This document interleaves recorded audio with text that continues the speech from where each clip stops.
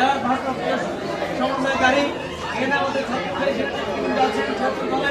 আছেন এবং বিভিন্ন এই এলাকার শ্রমজীবী ভাই ও বোনেরা আছেন। সবাইকে আসসালামু আলাইকুম। আমি শুধু দুইটা কথা বলবো।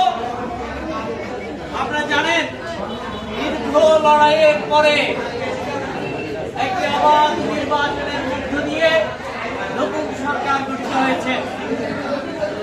এই সরকারের নির্বাচনের আগে থেকে এবং পরের থেকে আমরা নানা রকম দেশি বিদেশি ষড়যন্ত্র দেখছি। আমরা এই সরকারের সাথে যেমন আছি, ঠিক তেমনি পরিষ্কার ভাষায় এই সরকারকে এটাও সন্তান করে দিতে চাই, অতীত সরকারগুলোর মতো, ফ্যাসিবাদী আওয়ামী লীগের মতো শ্রমিকদেরকে যদি ঠকান, আমরা আপনাদের সাথে থাকবো না। আমরা আপনাদের অংশ লড়াই আন্দোলন করবো, শ্রমিকদের অধিকার ক্ষুণ্ণ করা হয়। আমরা শ্রমিকদের মজুরির কথা বলেছি, আমরা এখানে